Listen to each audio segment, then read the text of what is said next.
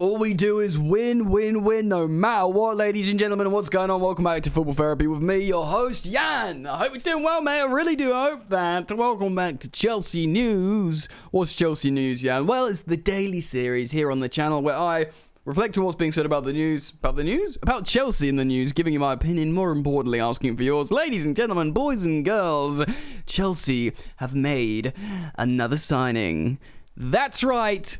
Step forwards, Omari Hutchinson, teenager from Arsenal. Lol. Yes, we have signed him as well. But of course, I'm talking about the big man himself, Kalidou Koulibaly. And we will talk about that and the announcement. But Chelsea have signed teenage youngster from Arsenal, highly rated young player, Omari Hutchinson. It's official. So keep an eye on that. He scored a great goal against Chelsea, I believe. So Chelsea signed him. Good news, but not the headline act, I'm afraid, young teenage Hutchinson, because Chelsea have, of course, signed Kalidou Koulibaly in the dead of the night for us Europeans. Lovely news for me to wake up to, though, seeing all those press photos of Koulibaly knocking about Las Vegas, looking cold as ice. Ladies and gentlemen, please do consider dropping a like on this video to show your support of the channel, the content, the thing. You are welcome to subscribe, should you choose to do so, mate. And if you do choose to subscribe, hit that sweet, sweet bell, baby. Right. We'll talk about Amanda Bria, maybe some other Utes fam out there in pre-season. But let's talk about the big event. Kalidou Koulibaly. Look, 31-year-old Senegalese centre-half, played for Napoli for a long, long time. This is a sensational signing. Hearing neutral football analysts, people who know, like broadcasters or whatever, talk about this, not from a Chelsea lens, listening to like the a podcast called On the Continent from the Football Ramble, Andy Brassel, European football expert, and some other guys on there, saying, look, Rudiger's been great for 18 months. But Kalidou Koulibaly has been great for 5 friggin' years, baby. This guy has been consistent for a long, long time.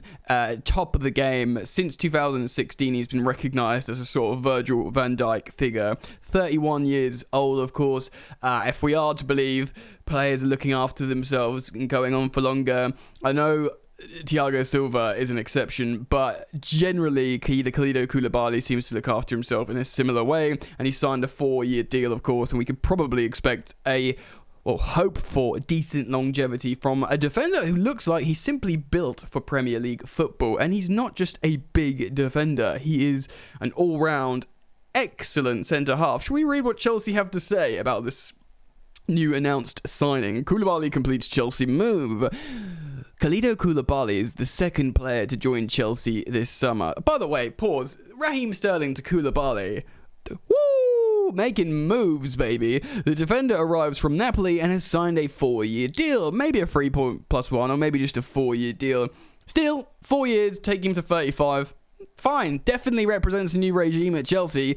We wouldn't have dreamt of doing that back in the day, or even just a few years ago. But now, yeah, fair enough. Koulibaly, an international teammate of Edouard Mendy, will significantly bolster our defensive options following the departures of Tony Rudiger and Andreas Christensen.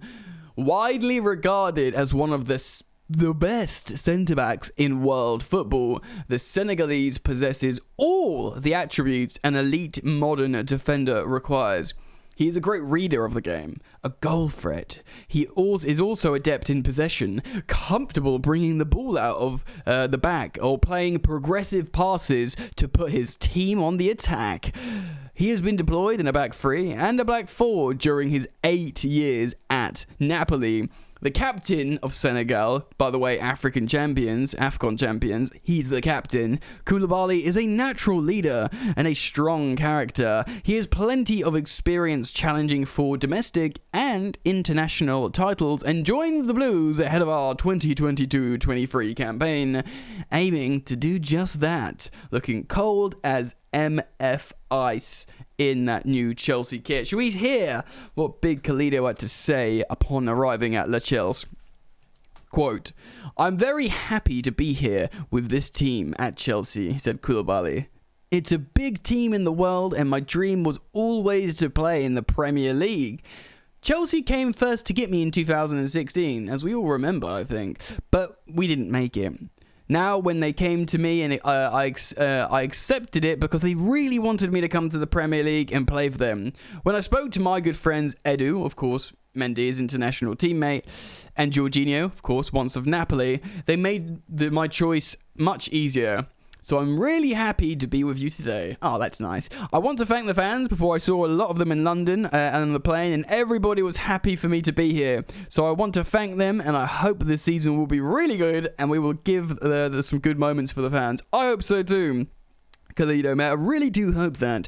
Todd Boehly, of course, the chairman and co-controlling owner, said, quote, Kalidou Koulibaly is one of the world's elite defenders, and we are delighted to be welcoming him to Chelsea. A great leader and an exemplary team player, Kalidou brings a wealth of experience and attributes that will benefit our squad and the club as a whole. Welcome to Chelsea, Kalidou Koulibaly. Man, he is like... Okay, so I don't want to be too reductionist here, because he is built for the Premier League. He's strong, and he's big, and he's assertive and aggressive, which is like, I know I'm going full Brexit Burnley here with that, and I also realise at the moment I have a shaven head and I'm wearing a white wife beater, but trust me, I'm quite a sensitive football hipster, despite me talking about proper football man stuff here. Look, he's a cultured player. I know that was a PR thing on the Chelsea website that we just read, but the truth is, he is very good at bringing the ball out from the back, and he's very good at passing. And as in the words of Andy Brassel on the aforementioned European football podcast, he just says he doesn't give the ball away. That is a little bit different to what people are concerned about with, for example, Presnel Kimpembe, who does have a rick in him, a mistake, an error. But you reflect on Kalidou Koulibaly, doesn't give the ball away, he's sensible, he's dedicated, he's just a really great professional. And there is that delicious, just narrative, script ready to be played out of, excuse me, Thiago Silva and Kalidou Koulibaly next to each other. I know in the back two, maybe you think there's not enough youth and mobility there, but maybe, I know, certainly in the back three they'd play next to each other. But there is just that Rolls-Royce duo at Chelsea Football Club. And as recent time has gone by, I've learned to change my opinion on older players. You guys, viewers and subscribers of this channel will know that I had great reservations about signing Thiago Silva. And Thiago Silva was 5 years older, by the way, than what Koulibaly is now. But I've never been so wrong, and I love the fact I'm wrong. I was looking at pictures of Thiago Silva with Mason Mount. Just makes me love this club. I'm like, everything that I love about this club is in that picture. Like, Cobham talent dedicated to the badge, Brazilian royalty that's come in and loves Chelsea now, and they're just together, and what a wonderful time it is to be a Chelsea fan. And we just signed Raheem Sterling, who's like a really, really impressive Premier League acquisition that's proven in this landscape, that speaks very well, that comes from humble beginnings, that stands up for what's right off the pitch, and is a leader for England, and is in his prime. And the more we sort of percolate on these signings in your head and let it ferment into your brain, I know, like, when things happen you want to see the positive sides, but there's huge positive sides to these signings, and boy, what a couple of excellent signing. Raheem Sterling, £45 million up front, £34 million up front for Kalidou Koulibaly. So what's that, like less than £80 million? No, 90, whatever. It's like 89. I can't do maths. Point being, it's an excellent bit of business. Let me know what you think of Kalidou Koulibaly joining Chelsea. I'm very, very excited about that. Comment down below. I want to hear your collective opinion. Talk amongst yourselves with it. Let's move on and talk about some other pre-season things. Nizar Kinsella, I believe it was, spoke about Armando Broja in, or was it Simon Johnson? Well, Fabrizio Romano is tweeting this. Chelsea manager on Armando Broja, quote, Armando Broja is our player, first of all, and as of now, we have no interest in selling him. He's here to make an impression, Tuchel added. But yeah, West Ham have submitted a €35 million bid for Broja. But that's up to Chelsea now. Of course, the question, now I remember, the question was asked by Simon Johnson about his injury. Of course, he was pictured in a boot with crutches, and everyone was like, shit, great. This kid's come back from Southampton. He's highly rated, targeted from a lot of clubs. We want him to be given a chance. And now he's injured himself. Turns out his Achilles hurts, but it's not that serious. I guess hopefully he'll still get a chance to impress later on in pre-season, but has to do some recovery, rehabilitation. He's with the doctors getting treatment or whatever. But yeah, Tuchel is pretty adamant that Armando Broja is here to impress first and foremost, and he's our player. Yes, clubs are coming in for him. Like West Ham have submitted a €35 million bid, around £30 million, which is a lot, of course, for a player who's on loan at Southampton who scored 6 goals.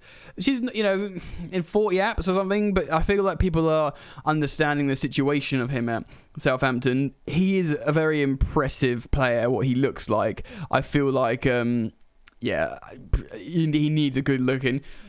Conor Gallagher was interviewed as well in pre-season, buzzing to be back. Of course, we reflected on the story yesterday about him speaking to Thomas Tuchel, ringing him up look, mate, I am ready. Tuchel being yeah, I think you are too. So we can imagine Gallagher will be part of the Chelsea squad. Chelsea back in the UK played a friendly against Boreham Wood, a mix of youth players, Ruben Loftus-Cheek and of course N'Golo Kante and Ruben Loftus-Cheek left behind because of their vaccination status.